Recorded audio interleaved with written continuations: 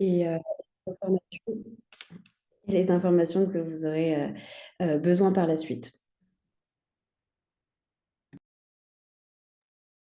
Bonjour, moi c'est Jérémy Guérin du programme Solidarité Eau. Je suis basé à Bordeaux et je suis en charge de l'animation territoriale, principalement sur la région Nouvelle-Aquitaine.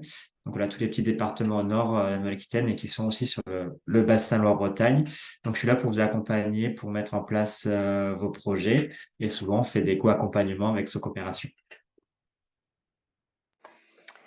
Bonjour, moi je suis Isabelle Robert, je suis chargée de mission à RESACOP, qui est donc le réseau régional de Auvergne-Rhône-Alpes. Mais on va vous présenter la répartition des RRMA après.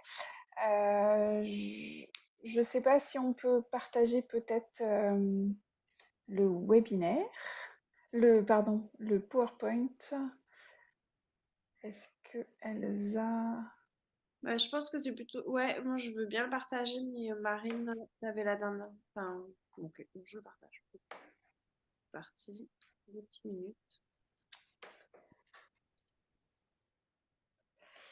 Alors, peut-être sur les intitulés de vos petites images sur l'écran, si vous pouvez mettre votre structure aussi, ça facilite peut-être aussi les échanges.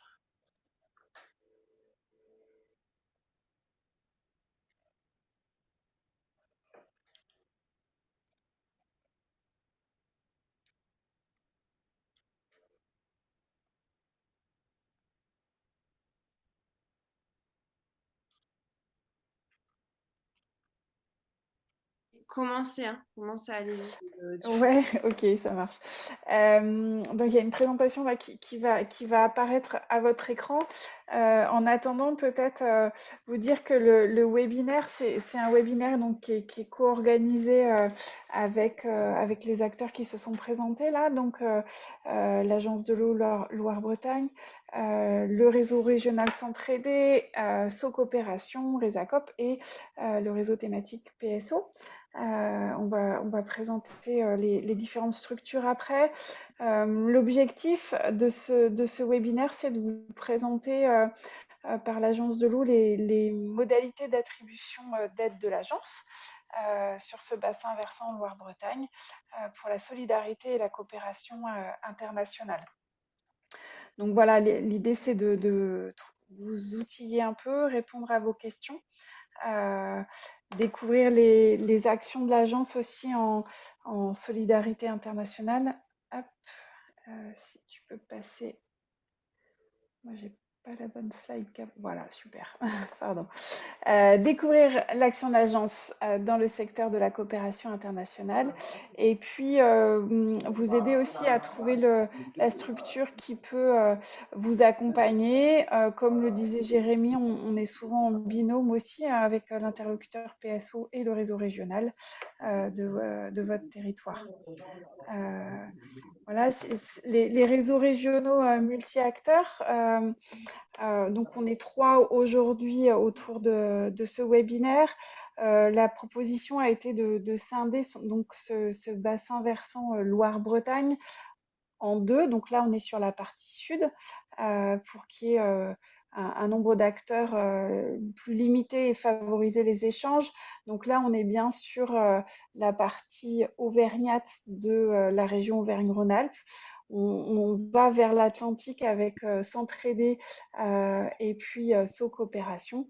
Donc voilà les 3 territoires concernés de nos réseaux régionaux multi-acteurs et PSO bien sûr en réseau thématique. Les réseaux régionaux multi-acteurs, ils ont des fonctions d'appui, d'accompagnement. Donc on est 12 en France, comme vous voyez sur la carte avec des territoires administratifs, donc basés sur les régions. Et là, on est sur un chevauchement bassin versant et région, d'où notre composition aujourd'hui. Nos missions, elles sont d'animer les territoires, sur les volets de l'appui à la solidarité internationale, coopération internationale. On a aussi l'éducation à la citoyenneté, solidarité internationale. On a des missions de communication aussi sur ces dynamiques internationales d'éducation à la citoyenneté. On coordonne les acteurs, c'est mettre en lien des acteurs qui interviennent sur un même territoire, en France ou à l'étranger, ou sur des thématiques communes. C'est là où on peut avoir des missions de formation, de coordination sur des renforcements de compétences et de la mise en relation des acteurs. Voilà, c'est des missions qui sont transversales à tous les réseaux régionaux, donc avec des relations aussi entre réseaux régionaux, avec une conférence interrégionale au niveau national. Voilà, sur les réseaux régionaux, vous nous connaissez sûrement sur les volets accompagnement ou sur les participations à des groupes pays, etc. L'animation des territoires se fait sur différents leviers géographiques, thématiques ou d'appui à des formations en fonction des besoins des acteurs qui sont identifiés à partir de notre volet observatoire. Pour mieux vous accompagner, mieux vous mettre en relation. On s'appuie sur un observatoire du territoire. Cet observatoire, il identifie à la fois les structures existantes, mais aussi les enjeux à travailler ensemble et les enjeux les défis auxquels on est amené à faire face dans cette solidarité internationale et la coopération de territoire à territoire. On s'inscrit bien évidemment nos missions s'inscrivent dans les objectifs du développement durable, c'est les objectifs 2030. Effectivement, l'ODD 6 nous concerne particulièrement aujourd'hui, même si on le retrouve, la question de l'eau et l'assainissement est une thématique qu'on retrouve dans l'ensemble des ODD, mais aujourd'hui on s'intéressera plus particulièrement à cette ODD 6. Voilà, pour peut-être que vous ayez en tête, même si beaucoup nous connaissent déjà, vous avez les contacts de chaque réseau, donc en fonction du territoire sur lequel vous êtes. N'hésitez pas à nous contacter, on vous remettra bien entendu les contacts dans le compte rendu et dans le chat si jamais c'est nécessaire. Voilà rapidement présenter les réseaux régionaux multi-acteurs. Peut-être je vais laisser la parole à Jérémy du PSO pour présenter justement comment le PSO est aussi un réseau d'appui aux acteurs et comment on travaille souvent en binôme et en partenariat, sachant qu'aujourd'hui, peut-être pour préciser, ce webinaire il s'inscrit dans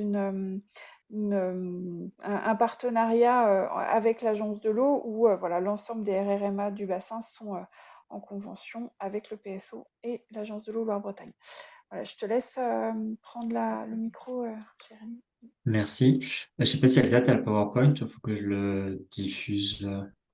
Si tu l'as, moi je veux bien que tu le diffuses, mais après Ça marche. Juste, il faut juste me donner 30 secondes, il faut que je le sorte. Normalement, il est à la suite. Ok, Notre PowerPoint. ok, et ben je rediffuse alors, pas de souci. Ça marche.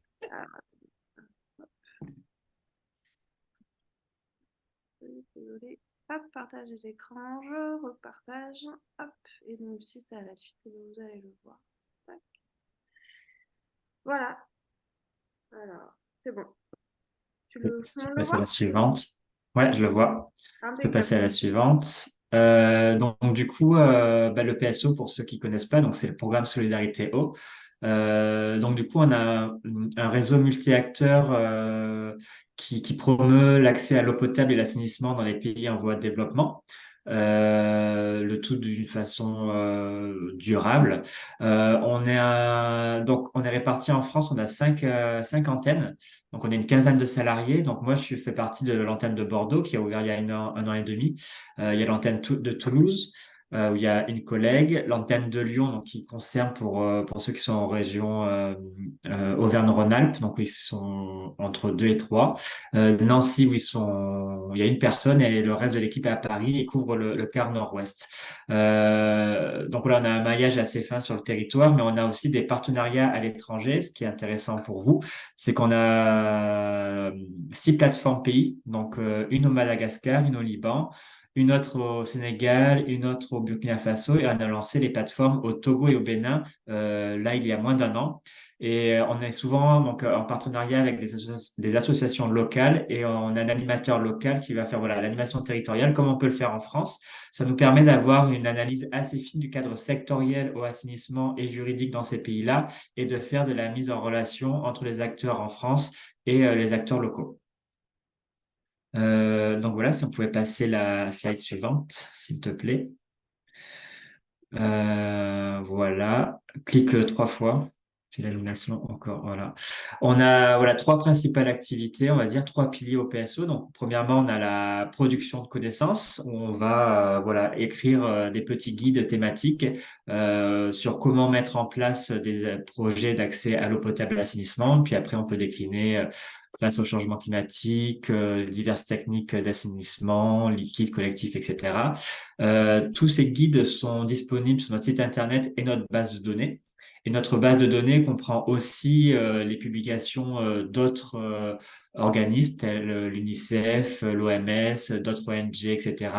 Il y a plein de fiches actions aussi qu'on répertorie. Donc, on répertorie tous les projets financés par les agences de l'eau. Donc, tout ce qui est coopération française et aide au développement, donc voilà, des acteurs français. Donc, ça vous permet d'aller voir voilà, qui fait quoi où et de voir quels sont les partenaires techniques et financiers. Et on a pas mal de contacts aussi disponibles. Après, on va essayer de mobiliser donc sur ces questions-là. Donc, on va aller voir les élus. Donc, on va les accompagner aussi pour la mise en place de coopération décentralisée ou de fonds spécifiques, de fonds hauts, par exemple, pour aider les associations à financer leurs projets. Et ça va se traduire aussi par des accompagnements individuels. Donc, on va faire soit avec les collectivités, soit avec les associations pour monter leurs projets, pour chercher les financements. Et aussi, dans le cadre de nos partenariats avec les RRMA, on va proposer aussi des formations spécifiques sur des thématiques bien établies en fonction des besoins des acteurs des différentes régions. Donc voilà, slide suivante, si tu veux. Et voilà, pour finir, moi, je suis référent pour la Nouvelle-Aquitaine. Vous avez mon contact. Pour la région Aura, pour ceux qui connaissent pas, donc c'est ma collègue Carole Chemin. Et pour la région Centre-Val de Loire, c'est ma collègue Liana qui est basée à Paris, qui pourra, voilà, vous aider. Voilà, je passe la main. Merci pour ces présentations. Peut-être on pourra revenir en fin de webinaire sur les contacts qu'on pourra mettre dans le chat en fonction des besoins si jamais. Peut-être je vais laisser la parole du coup à Hervé Gilliard pour la présentation du coup des aides de l'agence et des appels à projets en cours et de la politique de coopération internationale de l'agence. Ok, merci Isabelle. Alors je vais vous afficher mon diaporama. Hop. Et je ne suis pas sur la première page, donc voilà. Donc j'avais prévu de parler de pas mal de choses parce que voilà, c'était assez large. Je vais essayer d'être peut-être assez synthétique. Et puis voilà, vous disposerez d'un support pour éventuellement aller voir. Et puis j'ai mis des liens, ça permettra pour certains d'entre vous d'aller voir, d'aller voir des informations complémentaires. Donc je commence juste par un petit rappel sur le territoire Loire-Bretagne, hein, qui est un grand territoire. Puisque Pardon, c'est ouais, non, c'est juste qu'il s'affichait pas en plein écran, mais ça y est, c'est bon. ouais, c'est bon, oui, je viens de le voir. Donc c'est le plus grand bassin français de 30% du territoire. Bon, en gros, ça veut dire qu'on a beaucoup de porteurs de projets donc avec lesquels on travaille à l'ouest, à l'est, et puis enfin, dans les différentes régions du bassin. Beaucoup d'interlocuteurs. Et donc, sur le plan simplement des instances, pour vous expliquer rapidement, on fonctionne avec un comité de bassin qui est le Parlement de l'eau, donc qui est une instance politique qui oriente la politique donc à l'échelle du bassin, qui notamment élabore le schéma directeur d'aménagement et de gestion des eaux, avec un conseil d'administration qui est une émanation du comité de bassin et qui en fait délibère sur les aides financières que l'agence de l'eau ensuite est amenée à verser. On travaille ensuite au sein de l'agence de l'eau en un siège et 5 délégations, donc 280 agents. Et donc les délégations, là, figurent sur la diapo, avec là, bon, pour ceux qui ont déjà fait des demandes d'aide à l'international auprès de l'agence, savent quel est leur interlocuteur. On est organisé par, donc il y a une mission internationale au siège, donc je suis responsable de tout ça. Et puis ensuite, il y a des délégations régionales qui sont vos interlocuteurs en fonction de votre localisation. Donc, je vous renvoie au site internet de l'agence qui décrit très bien tout ça. Pour vous dire aussi que on travaille, les agences de l'eau en général, dans un cadre international et national. International, puisque au même titre que d'autres structures publiques et privées, on contribue à l'atteinte des objectifs de développement durable, et notamment à l'ODD 6. On est aussi identifié dans que ça soit la loi du 4 août ou les différentes stratégies nationales, comme contributeurs avec les collectivités territoriales en matière d'aide publique au développement. Et puis, on a, à l'échelle des 6 agences, en interagence, travaillé sur une stratégie de coopération internationale qu'on va être amené à réviser, puisqu'on prépare nos 12e programmes d'intervention. On termine le 11e en 2024. Donc on avait élaboré une première stratégie pour déjà être visible au niveau national, pour pouvoir travailler avec les autres acteurs nationaux de l'aide publique au développement, hein, notamment l'Agence française, avec qui on a passé un accord cadre de partenariat.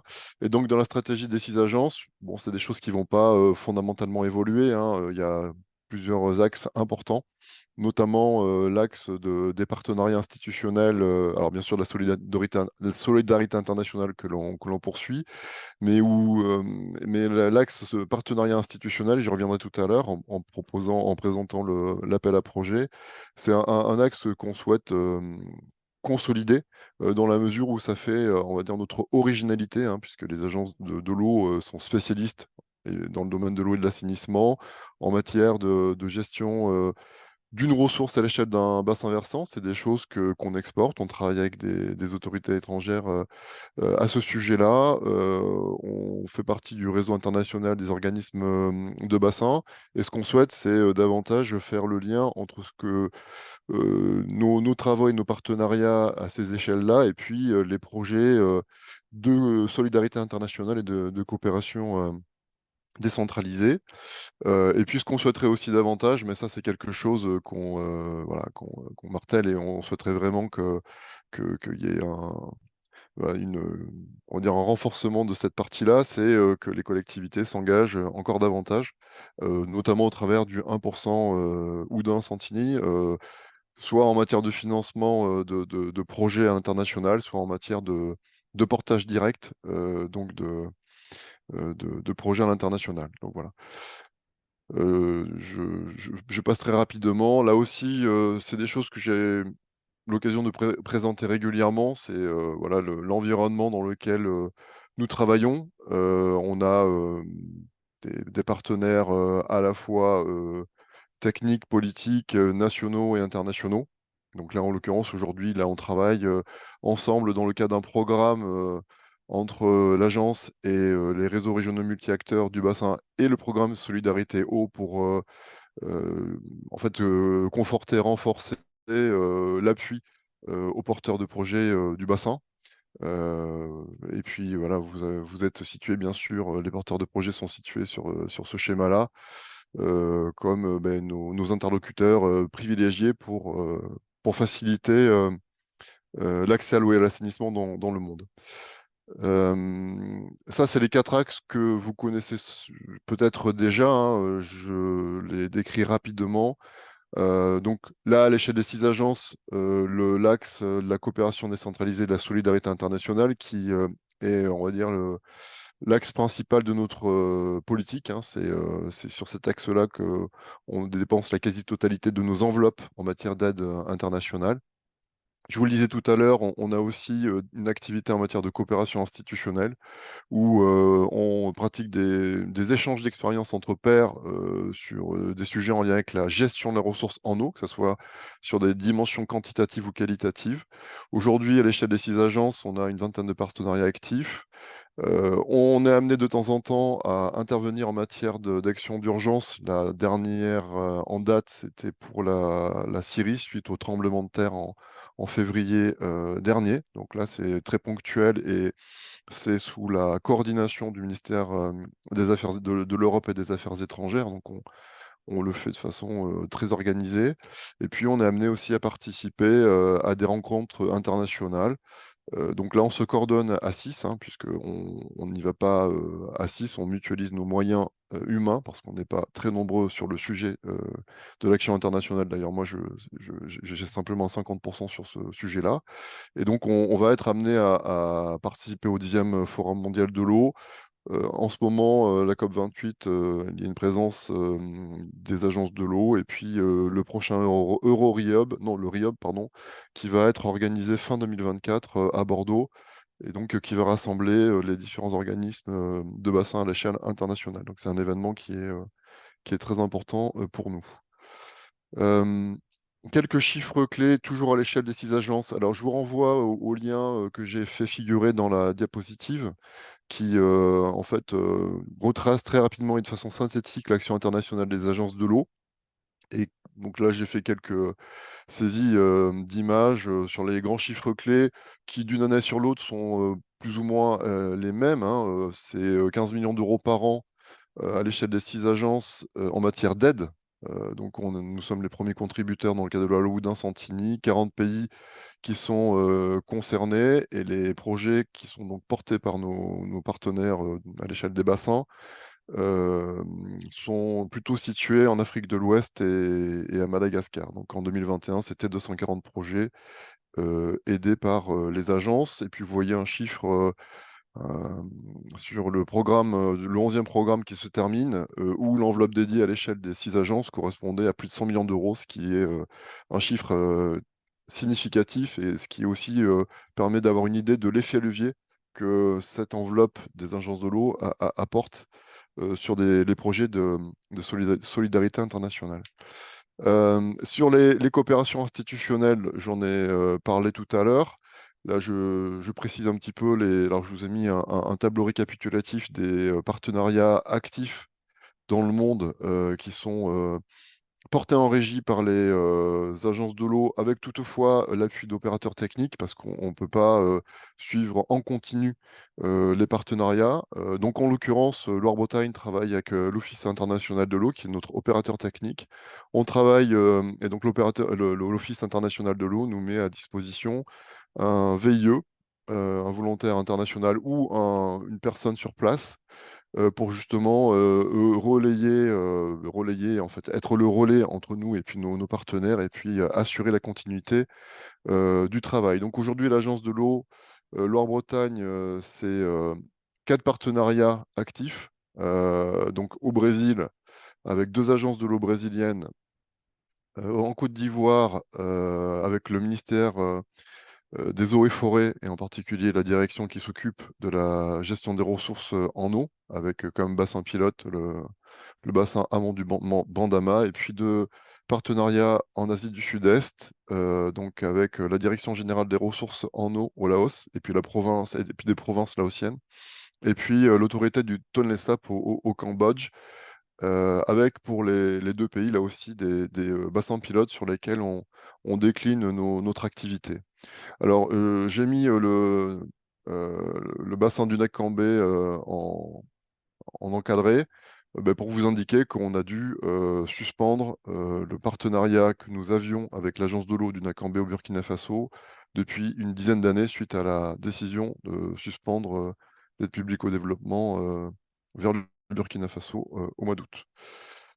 Donc je vous laisse prendre connaissance, enfin, vous pourrez prendre connaissance des autres partenariats des autres agences de l'eau.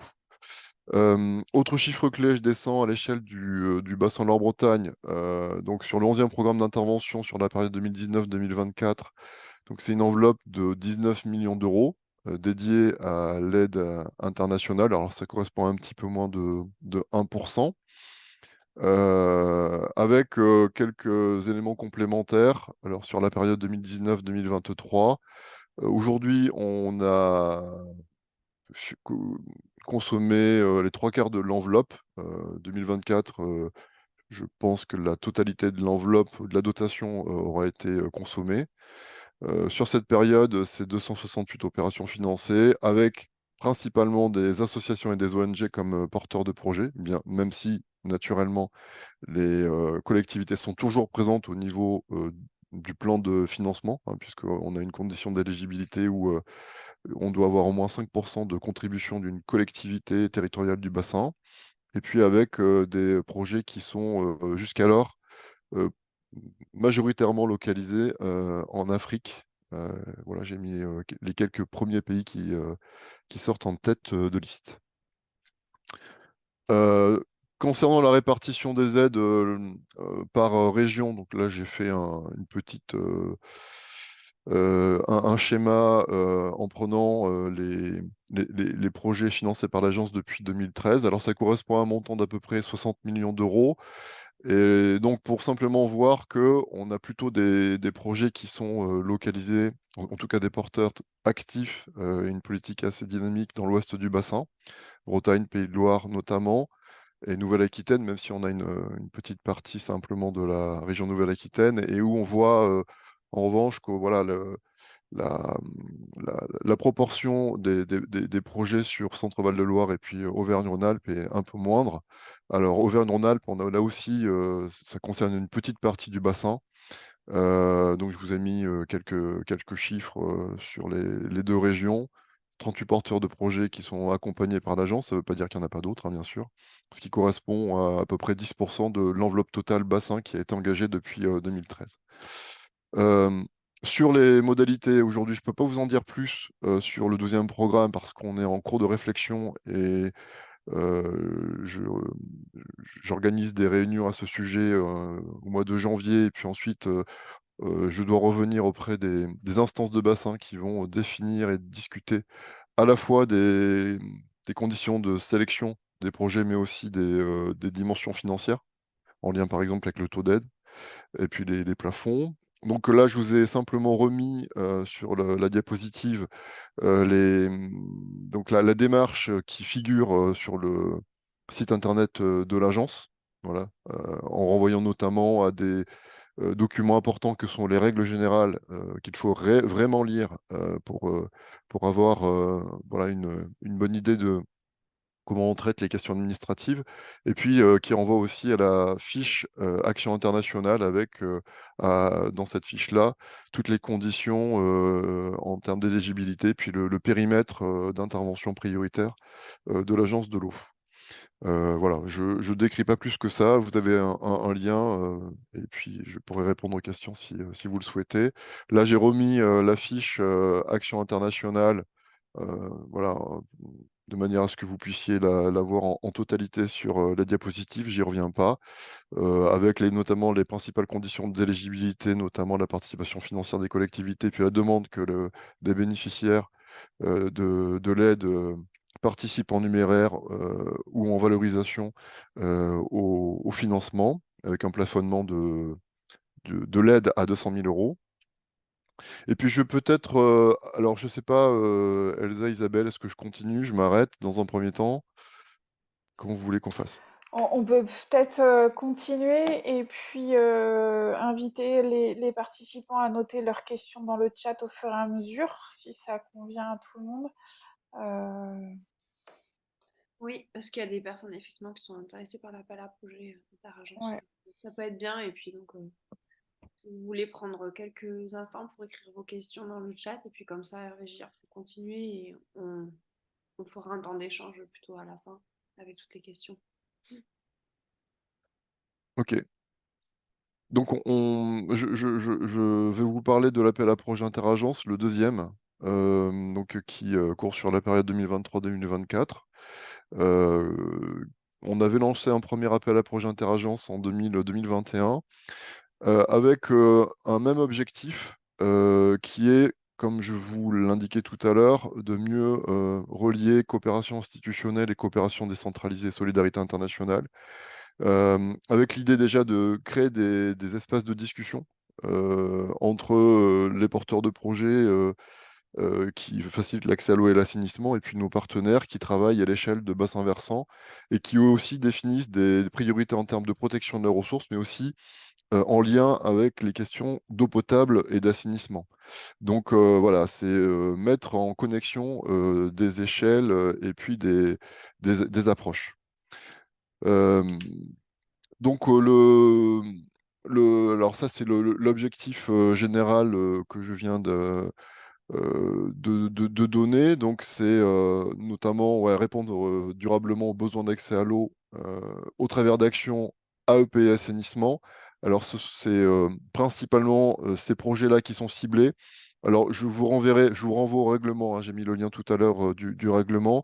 Euh, Au-delà des opérations d'accès à l'eau et l'assainissement, il est possible aussi, alors c'est un objectif secondaire, de pouvoir proposer des opérations en lien avec la question de la protection de la biodiversité et en lien avec les changements climatiques, mais dès lors qu'on a quand même une connexion avec l'objectif d'améliorer l'eau brute qui sert à l'eau potable au final.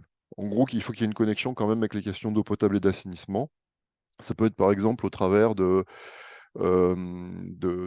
protection de périmètres de protection de captage, au travers de plantations sur des aires d'alimentation de captage qui permet ensuite de produire de l'eau de meilleure qualité ou de protéger l'eau d'intrants agricoles.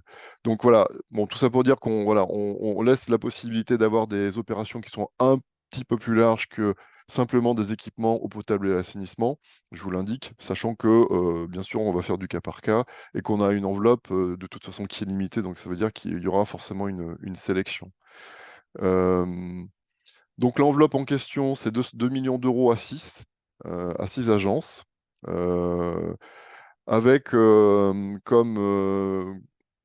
donc, critères financiers pour un plafond par projet de 200 000 euros, un minimum par projet de 60 000 euros également, et une aide financière attribuée jusqu'à 70%. Donc là, ce qui est dérogatoire par rapport en tout cas aux règles de l'Agence de l'eau Loire-Bretagne, puisque dans notre dispositif classique, le taux d'aide pour les associations et les ONG est de 50%. Ça, c'est le premier critère dérogatoire. Et puis le second critère dérogatoire qui est prévu dans le règlement, c'est qu'on ne demande pas, contrairement au dispositif classique, de la quasi-totalité des agences, sauf l'agence de l'eau rameuse qui ne l'applique pas, dans son dispositif classique, qui est de demander un cofinancement de 5% d'une collectivité du bassin. Donc ça, on le lève, ce qui facilite du coup la candidature de certains porteurs qui ont parfois des difficultés à trouver des cofinancements. Alors sur les étapes, pour ce qui est du calendrier, donc on a ouvert cet appel à projet début septembre. La fin, en tout cas l'échéance de dépôt des candidatures est fixée au 15 mars 2024. Et le temps d'instruction va courir entre le 15 mars et puis le mois de juin, où un jury national va être réuni pour sélectionner les lauréats. Donc, jury qui va être composé de membres de nos comités de bassin, mais aussi de partenaires nationaux comme l'Agence française, comme le programme Solidarité Eau, et puis des représentants régionaux multi-acteurs. Et ensuite, à l'issue de ça, donc les lauréats devront revenir vers les agences qui seront identifiées comme financeurs pour à la fois faire un dépôt en bonne et due forme et puis déclencher la convention avant la fin du 11e programme. Donc les modalités pratiques de candidature, vous les avez à l'écran. Donc on a quelqu'un qui est basé à l'agence de l'eau rameuse et qui est votre contact pour l'appel à projet. Puis ensuite, elle dispatche et puis nous sert de relais au groupe interagence. Tous les documents qui sont nécessaires pour déjà prendre connaissance et puis pour éventuellement faire un dépôt de candidature sont disponibles sur le lien du site internet des agences de l'eau. Voilà. Mais je vous conseille dans la plaquette d'information, il y a une plaquette d'information avec les coordonnées de Anna, qui est justement notre relais à l'agence de l'eau rameuse. Donc le mieux, c'est de l'appeler directement. Voilà, j'ai très rapidement parlé de l'appel à projet interagence. Peut-être que je peux embrayer sur l'appel à projet qui est spécifique à la région Auvergne-Rhône-Alpes. Je vais en dire très rapidement deux, trois mots. Peut-être qu'Isabelle, après, tu pourras compléter. Euh, donc j'ai mis là aussi le lien vers les documents de cet appel à projet, nouvelle coalition d'acteurs dans le secteur eau et assainissement en Afrique francophone. C'est un appel à projet qu'on reconduit chaque année avec l'agence de l'eau rameuse, l'agence de l'eau Rhône-Méditerranée-Corse et la région Rhône-Alpes. Alors je crois que ça fait depuis 2 ou 3 ans de mémoire. Euh, donc sur le lien internet qui est sur la diapositive, vous retrouverez le règlement et puis les différentes informations en lien avec cet appel à projet. Alors, quel est son objectif? Son objectif, il est d'améliorer l'accès à l'eau et à l'assainissement pour les populations, promouvoir la francophonie économique. Et comme sous-objectif qui est plutôt une cible de la région Auvergne-Rhône-Alpes, qui est de favoriser l'internationalisation des entreprises de la région. Alors pour ce qui est de l'Agence de l'eau Loire-Bretagne, nous on est particulièrement intéressés pour faire émerger voire émerger en tout cas, des projets sur la partie auvergnate de la région Auvergne-Rhône-Alpes. Donc c'est une de nos cibles et c'est la raison pour laquelle on participe à cet appel à projet. Euh, Ah mais j'ai oublié plein de choses. Alors ça, je l'ai mal placé, j'y reviendrai tout à l'heure. Alors, quelles sont les conditions d'éligibilité de cet appel à projet? Déjà, vous voyez le périmètre d'intervention, ou en tout cas les périmètres éligibles figurent sur la diapo. Je ne vais pas les lire de façon exhaustive. Simplement vous dire qu'on avait prévu initialement le Niger, mais en ce qui concerne les agences de l'eau, depuis la décision de suspendre l'aide publique au développement qui a été prise au début, non, à la fin du mois de juillet au Niger. Donc là, ce pays n'est plus éligible aux aides des agences de l'eau. Autre donc qui est ciblé, ce sont les associations qui doivent disposer d'un minimum de 3 salariés, qui doivent se présenter comme, donc c'est le chef de file, hein, donc c'est les associations qui doivent porter, en tout cas connaissance et candidater à cet appel à projet, mais qui doivent être chefs de file et donc apporter un autofinancement d'au moins 5%, et qui doivent embarquer au moins une entreprise rhône-alpine dans le projet en question. Le montant de la subvention, là aussi, on a un plafond de 200 000 euros par projet avec une subvention minimum de 20 000 euros.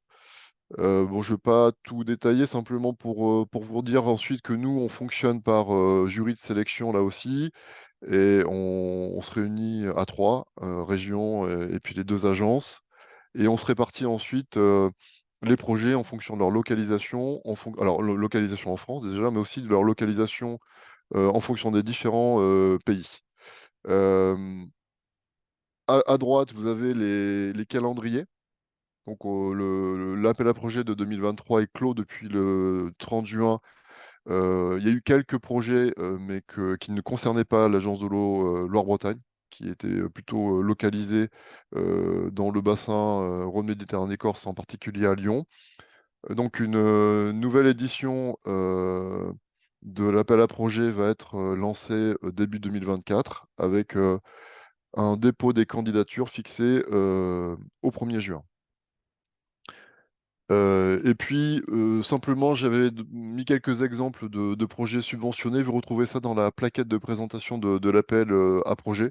Alors, je prends l'exemple de Corail Développement, que je connais bien, puisque ce projet se déroule dans la région du Bélier en Côte d'Ivoire, où on a un partenariat dans le bassin du Bandama avec le ministère des Eaux et Forêts. Là, voilà un exemple de projets portés par Corail Développement avec 2 entreprises rhône-alpines, et notamment Panatronic de mémoire, et puis je ne me souviens plus du nom de la deuxième, Semeru peut-être. Et avec comme objectif de déployer des équipements de télémétrie pour améliorer la connaissance de la ressource en eau sur le territoire. Et donc, Corail Développement a porté une opération pilote en lien avec la direction de l'hydrologie du ministère de l'Hydraulique ivoirien. Voilà, très rapidement sur les 2 appels à projets, et bien sûr, nous sommes à disposition pour répondre à vos questions. Merci à vous. Merci beaucoup. Alors, si vous avez des questions dans le chat, n'hésitez pas.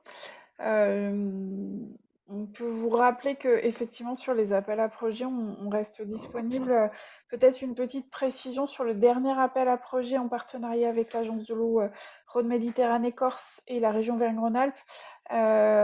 C'était précisé avec l'exemple, il y a bien l'idée d'une innovation avec une entreprise de la région Verne-Rhône-Alpes. Donc effectivement, une association qui dispose d'au moins 3 salariés et une entreprise de la région Verne-Rhône-Alpes. L'association, elle peut être de n'importe quel territoire en France. C'est un appel à projet national, donc voilà. Et il y a, si vous avez un projet qui pourrait nécessiter ou dont vous avez un partenariat avec une entreprise, n'hésitez pas à contacter soit le PSO, soit le RRMA de votre territoire.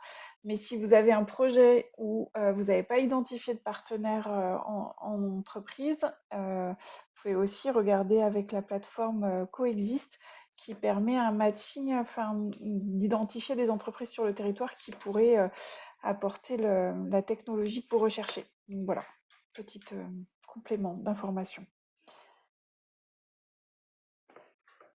Alors pour le moment, on n'a qu'une seule question. Donc, je ne sais pas s'il y a d'autres personnes qui osent pas poser des questions. Nous, on avait aussi prévu, donc on va poser la question qui nous est faite, mais on avait aussi prévu des questions un peu, enfin, qui reviennent régulièrement. Donc peut-être que ça permettra voilà, de répondre à des interrogations que vous posez et puis de lancer un peu le round de questions. Donc, on a effectivement, alors je me remets sur la discussion, on a une question de la Côte d'Ivoire, je pense. Donc, on vous a demandé, Hervé Gilliard, si vous avez une représentation directe en Afrique centrale, parce qu'effectivement, il y a... Ah non, depuis le Cameroun. Parce qu'apparemment, il y a une association au Cameroun, voilà, qui travaille sur tout ce qui est accès à l'eau et qui serait très intéressée pour avoir des liens, je pense, avec une agence de la sous-région qui travaillerait un peu dans la même philosophie que l'agence de l'eau en Bretagne, mais dans la sous-région camerounaise. Mmh. Oui, bah, en fait, il y a donc l'agence de l'eau rameuse. Alors, faudrait bon, que je réaffiche le diaporama, mais bon, je vous mettrai à disposition le diaporama, qui travaille avec, donc c'est en cours de montage, mais enfin avec le Cameroun sur le bassin de la Sanaga. Et donc, alors je ne sais pas si vos projets ou en tout cas votre association est localisée dans ce bassin-là, mais alors d'une part, les différentes agences sont amenées à financer des projets au Cameroun. Et si vous souhaitez en particulier candidater à l'appel à projet interagence, alors ça veut dire qu'il faut quand même passer par une association de droit français. Voilà, l'appel à projet n'est pas ouvert à des associations qui sont localisées en dehors de notre territoire. Et puis ensuite, être localisé sur un des bassins pilotes de nos partenariats institutionnels. C'est très bien décrit et précisé dans nos règlements et dans nos plaquettes d'information. Voilà à ce stade que je peux, dans un premier temps, répondre.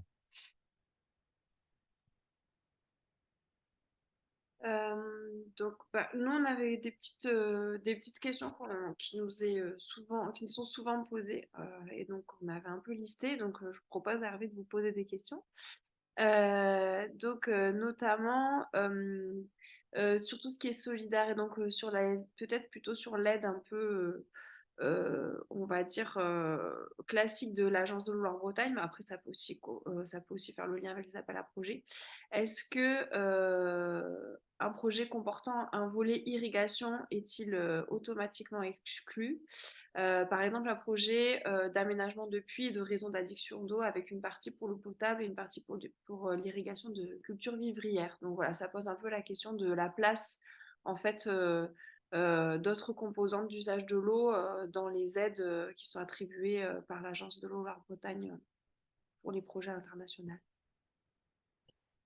Alors, c'est très clair que, en fait, sur la dimension, nous, c'est vraiment, on est quand même, enfin, stricto sensu, cadré par la loi Oudin-Santini, hein, qui ne parle que de l'accès à l'eau potable et à l'assainissement, au moins sur la partie solidarité internationale, donc solidarité internationale, coopération décentralisée. Euh, donc ça, c'est quelque chose qui est prioritaire pour nous. Et dans la mesure où on a une enveloppe qui est limitée, on ne peut pas élargir à d'autres problématiques, hein, parce que la problématique agricole, en fait, elle est énorme, elle est essentielle, mais on ne peut pas couvrir ce champ-là.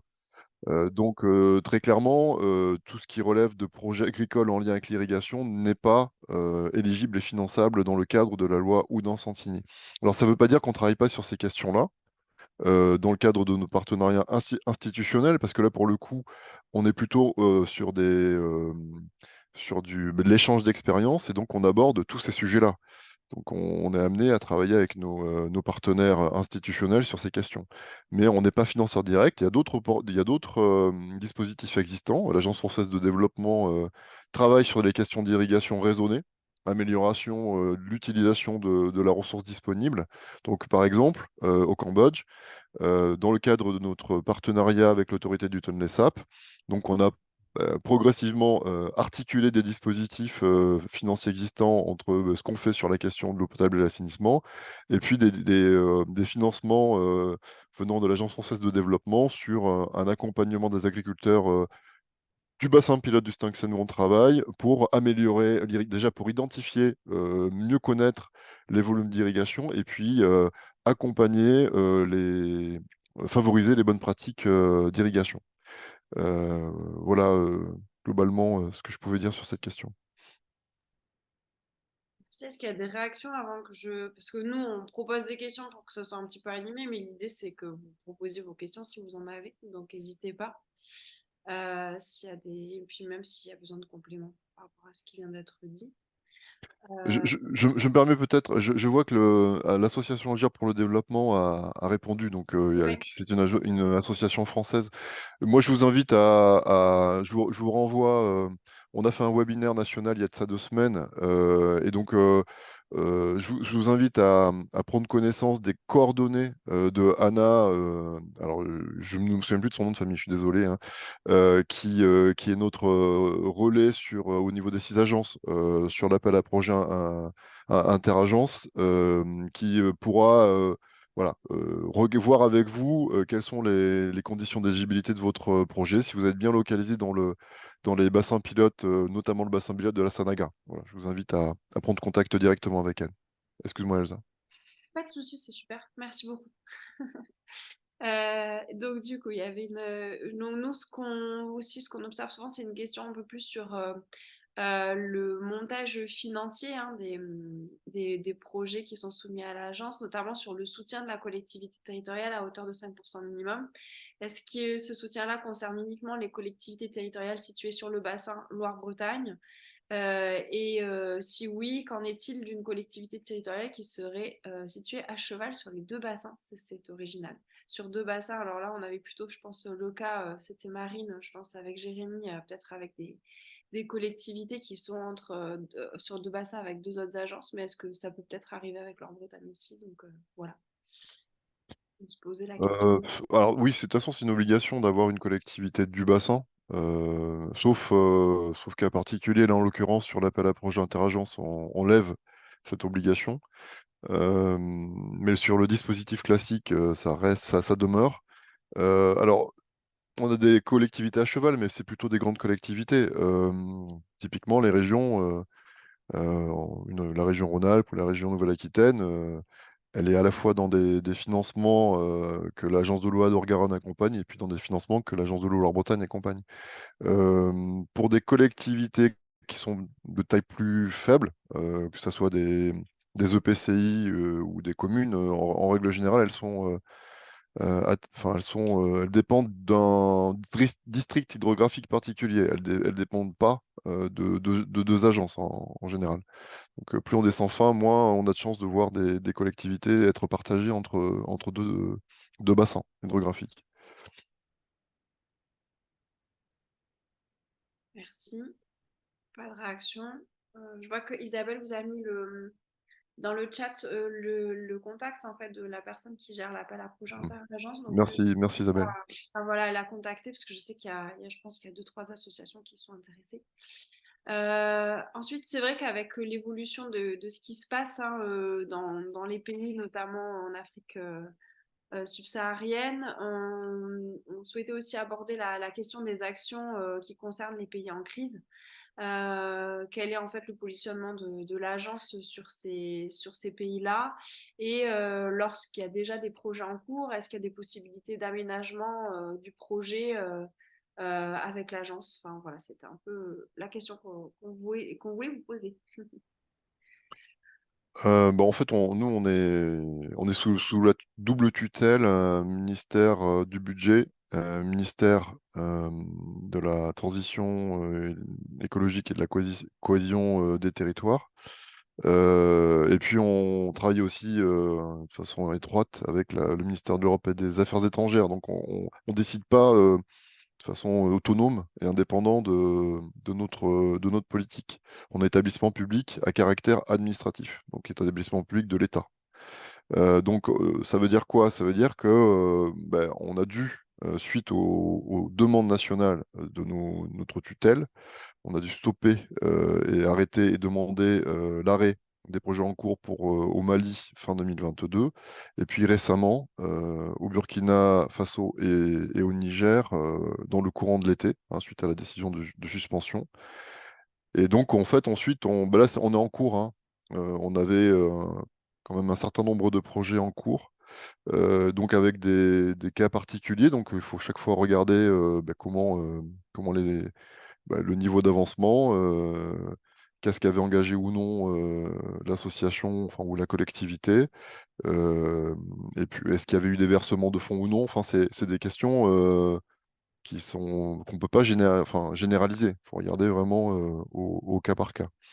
En revanche, la position, elle est toujours la même et elle est claire.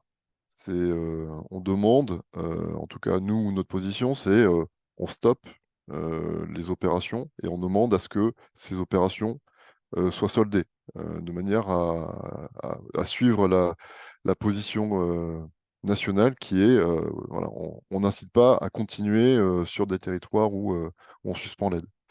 Donc voilà, mais je ne peux pas vous donner une réponse générale parce voilà, les dossiers sont un peu différents entre les uns et les autres. Merci. Je ne sais pas si dans les participants, il y a des personnes enfin, des structures qui interviennent dans des pays justement qui sont concernés par ce type de difficultés, mais n'hésitez pas si vous avez, si c'est le cas, à poser vos questions et à nous faire un retour là-dessus. Et puis, du coup, je vois qu'il n'y a pas trop d'autres réactions. Peut-être une question très généraliste sur les dépenses qui sont éligibles ou inéligibles. Peut-être sur aussi le calendrier des dépenses, à partir de quel moment la dépense peut être faite, voilà, quand Mhm. le dossier est accepté par l'agence, quelles sont les valorisations qui sont acceptées, voilà, comment sont-elles prises en compte dans le budget, voilà, peut-être avoir un petit topo sur aussi comment ça fonctionne, voilà, quel est votre fonctionnement par rapport un peu aux règles budgétaires des projets qui vous sont proposés. Alors, on fonctionne de la manière suivante, un porteur dépose sa demande sur la plateforme dématérialisée. Et donc l'instructeur prend connaissance du dossier et examine si le dossier est complet ou non. que là, la complétude du dossier en fait est décrite, en tout cas les attendus sont décrits dans la fiche modalité, dans les règles générales d'attribution. C'est pour ça que j'insistais sur ces deux documents-là. Il faut, avant tout dépôt, prendre connaissance de ces documents-là. Et une fois que le dossier est jugé complet par l'instructeur, un message est transmis au demandeur lui indiquant l'instruction peut démarrer. Vous avez la possibilité de démarrer votre projet, mais à vos risques et périls, dans la mesure où l'instruction ne veut pas dire attribution financière, puisque l'attribution financière, en fait, elle est prise au final par le conseil d'administration à l'issue d'un circuit qui passe notamment par la commission internationale qui donne un avis sur les différentes demandes qui sont soumises à l'agence de l'eau. Donc ça veut dire qu'un dépôt qui va être fait début mars pour la commission internationale du mois de mai et le conseil d'administration du mois de juin, le porteur va recevoir un message dès lors que son dossier est complet.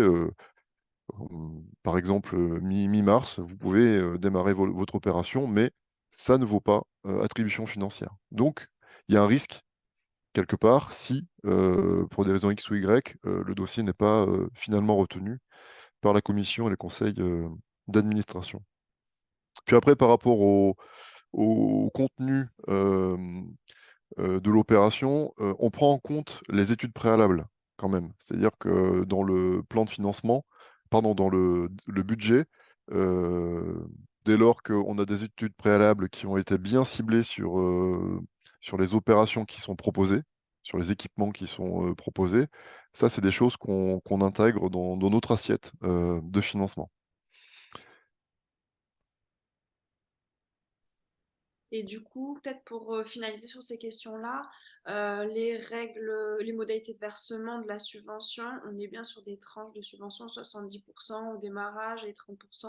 Enfin voilà, nous c'était un peu ce qu'on avait noté. Mais... Oui, pour l'instant, ça n'a pas changé. On va en rediscuter dans le cadre de la préparation du 12e programme. Parce que bon, on a maintenu ça, c'est un petit peu exceptionnel de fonctionner comme ça. Mais on a considéré que c'était nécessaire pour que les associations de taille moyenne ou petite aient de la trésorerie pour engager leur opération. Et pour nous, voilà, on a considéré que 70%, c'était un bon appel d'air.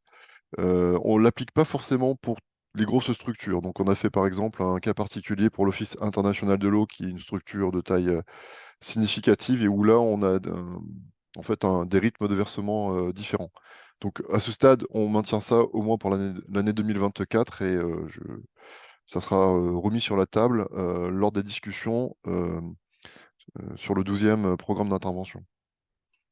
Merci. C'est vrai que c'est un point important pour les structures, effectivement, comme vous l'avez dit, pour les associations qui, des fois, ont aussi des trésoreries un petit peu tendues. Donc, ça, c'est vraiment des éléments à avoir en tête pour que vous puissiez, bah, lorsque vous engagez sur un budget, vous dire, ben voilà, on n'aura pas la totalité de l'aide au démarrage. Donc, il faudra quand même avoir un peu de trésorerie d'avance pour finir le projet, puisque vous aurez que les 30 derniers pourcents à la fin de toutes les actions, enfin, à la fin des actions que vous aurez réalisées, quoi.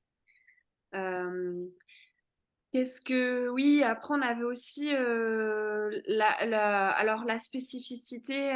Nous, je pense pas qu'on en ait en région. Donc, nous, en région centre, on n'en a pas forcément. Peut-être plutôt en Auvergne-Rhône-Alpes, c'est le cas, et en Nouvelle-Aquitaine.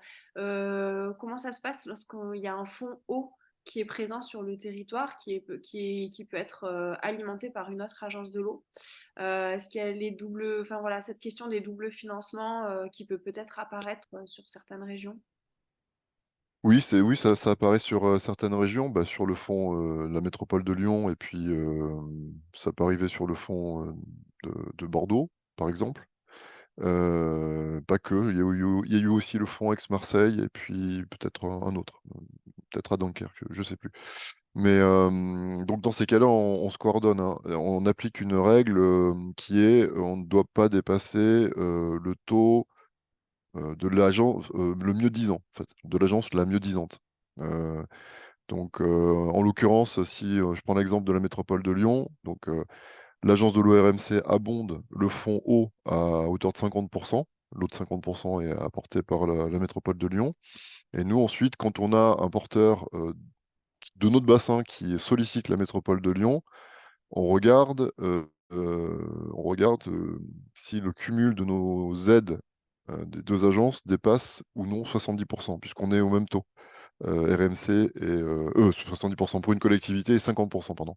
50% pour une association. Donc en fait, on vérifie bien ça, de manière à éviter à être trop, enfin, à rompre, on va dire, un principe d'égalité entre porteurs.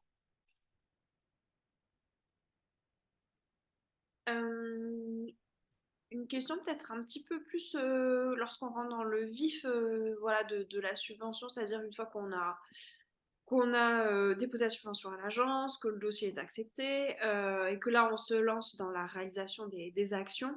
Peut-être préciser aussi les règles de reporting ou les attentes de l'agence de l'eau sur notamment bah voilà, le rythme de reporting, peut-être la durée de la convention aussi qui est passée entre l'agence de l'eau et puis la structure sur la collectivité ou l'association qui est dotée et bah voilà, quelles sont les pièces justificatives à fournir, les délais pour les transmettre. Euh, voilà, c'était un petit peu des éléments comme ça qui me paraissaient intéressants aussi de rappeler, peut-être pour savoir dans quoi on s'engage aussi. Oui, alors peut-être commencer par dire que ce qui est essentiel, c'est de bien préparer le budget prévisionnel par activité et par activité technique et par élément financier, parce que c'est sur cette base-là qu'on va caler le solde. Donc ça, c'est vraiment un document qui est fondamental, donc à bien préparer. Ça ne veut pas dire qu'il n'y a pas des évolutions dans la vie du projet, et il y en a, souvent. Mais du coup, ça veut dire aussi de travailler en continu avec l'agence de l'eau et les instructeurs, en l'occurrence, qui suivent la vie du projet. Alors, soit on a une évolution qui ne modifie pas l'économie du projet, ce qui n'appelle pas, on va dire, de changement administratif ou de modification des conventions financières, mais ça peut être le cas parfois. Donc ça veut dire que quoi qu'il arrive, il faut qu'on ait une information régulière, alors pas toutes les semaines ou tous les mois, il ne faut pas non plus exagérer, mais une information assez régulière, on va dire, de là où en est le projet. Est-ce qu'il y a eu des changements? Ça, c'est important parce que quand on découvre, parce que ça arrive aussi, qu'en fin de projet, on nous dépose des soldes, que ça correspond plus à ce qui était initialement prévu, ça pose quand même quelques soucis et ça peut même parfois amener à revoir le montant du solde. Donc ça, c'est des dimensions importantes de considérer l'agence comme un partenaire.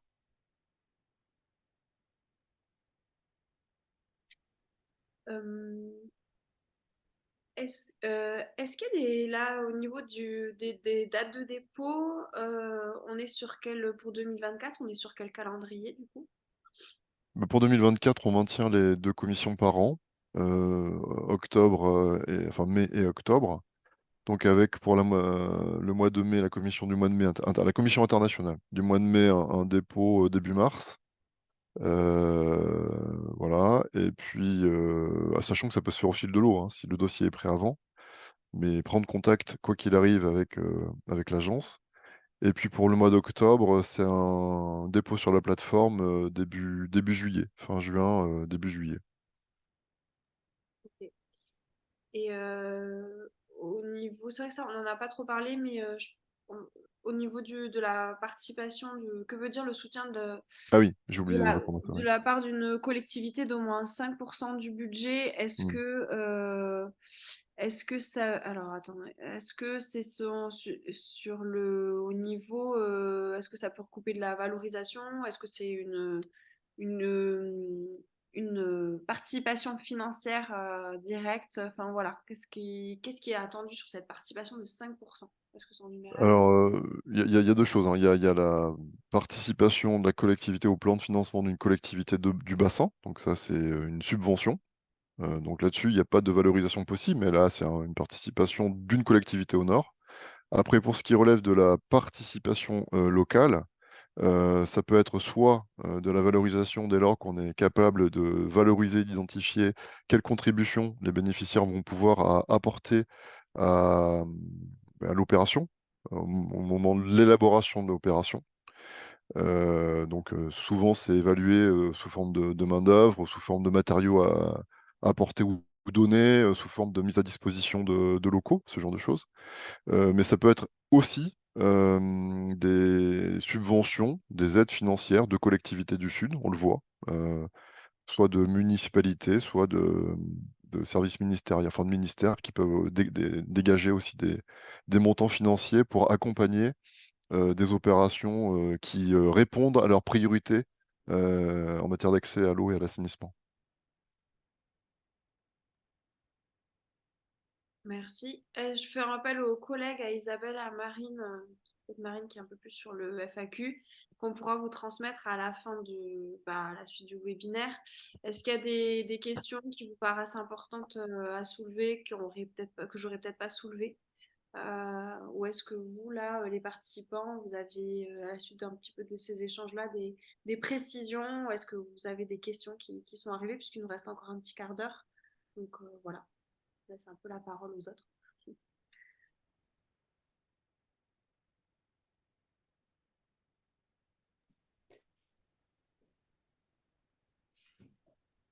Pour ce COP, je crois que toutes les questions ont été posées, toutes les questions généralement posées par les porteurs de projets.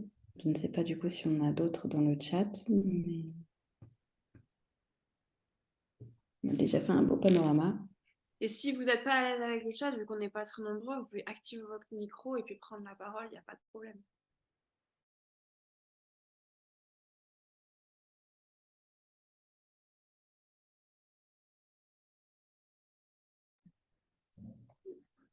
Jérémy, si tu vois aussi d'autres questions qui sont généralement posées, n'hésite pas.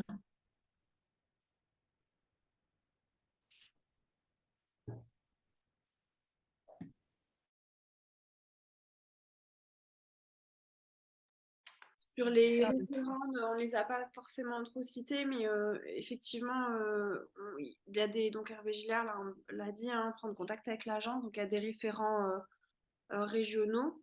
Par exemple, tout ce qui est Centre Val de Loire, ça va être Rémi Marquez qui se charge effectivement de recevoir les dossiers et puis vous donner un peu des infos généralistes, voilà, ou plus techniques sur l'aide de l'agence. Donc, et nous, on pourra vous transmettre aussi les coordonnées en fonction des régions d'où vous êtes, des personnes qui reçoivent effectivement les dossiers en première lecture, on va dire ça comme ça. Euh, donc, voilà.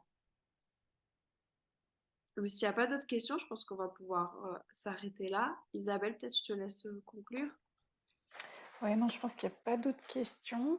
L'idée, c'était peut-être, pour conclure, donc, de remercier de ce temps de présentation qui permet aussi d'aborder des points précis en fonction de ce qu'on peut avoir dans les accompagnements.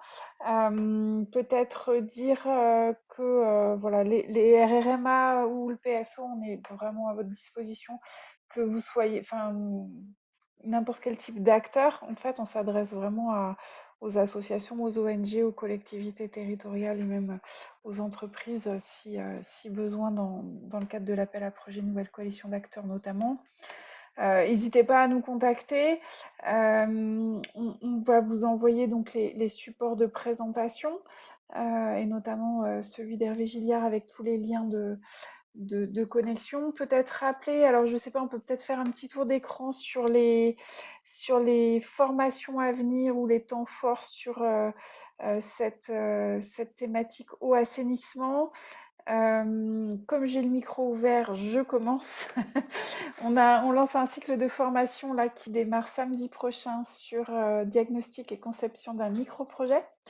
Je vais vous mettre le lien dans le chat.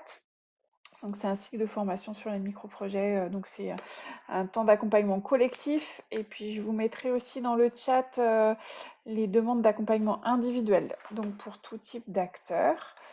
Voilà pour le calendrier Resacop. Je ne sais pas si Oui, nous aussi, s'entraider.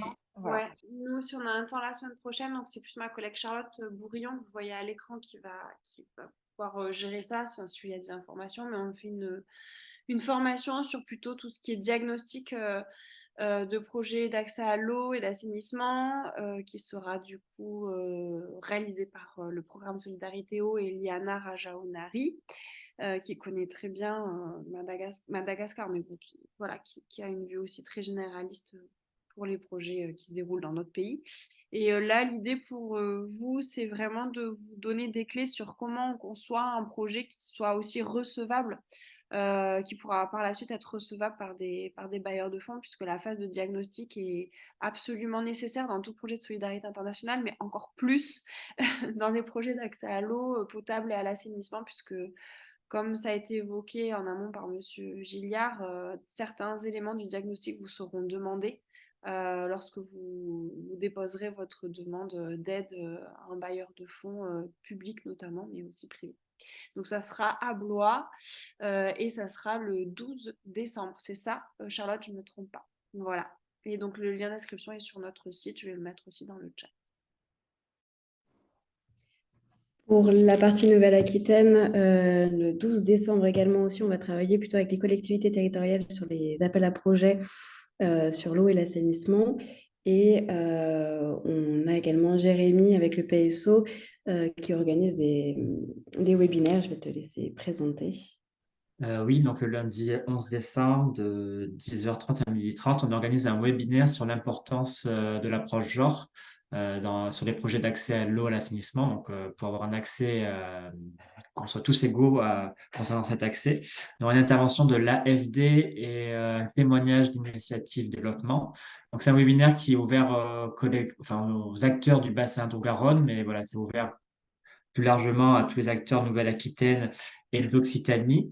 Il reste encore quelques places, donc même si vous êtes sur une des régions du bassin Loire-Bretagne, vous pouvez m'envoyer un petit mail que je vais mettre dans le chat si ça vous intéresse. Voilà, ça sera lundi prochain de 10h30 à 12h30. Merci pour ce petit tour d'horizon de l'actualité. N'hésitez pas à aller voir sur les sites de chacun. Il y a quelques liens qui ont été mis dans le chat au fur et à mesure. Il y en a peut-être quelques-uns qui ont été oubliés, donc n'hésitez pas à reprendre le compte-rendu. Donc on va vous envoyer, Marine a pris des notes au fur et à mesure des échanges avec les questions, et donc il y a une foire aux questions qui a été rédigée, donc qui va être complétée avec nos échanges d'aujourd'hui, qui vous sera transmise avec les PowerPoint. Voilà, s'il n'y a pas de questions dans le chat qui apparaissent, on va pouvoir conclure. Et voilà le dernier élément de Jérémy avec son adresse mail. Merci à tous. Et puis je vais laisser le dernier mot de la fin à Monsieur Gilliard, peut-être. Je m'y attendais pas. C'est l'effet surprise. Ça l'effet surprise. Non, mais simplement Voilà. pour remercier tout le monde. Et puis, on se tient collectivement à votre disposition. Et voilà, je vous remercie d'avoir participé à cette session. Merci à tous. Merci à tous. Bonne fin de journée. Merci à tout le Merci. monde. Au revoir. Au Au revoir. revoir. Merci, au revoir.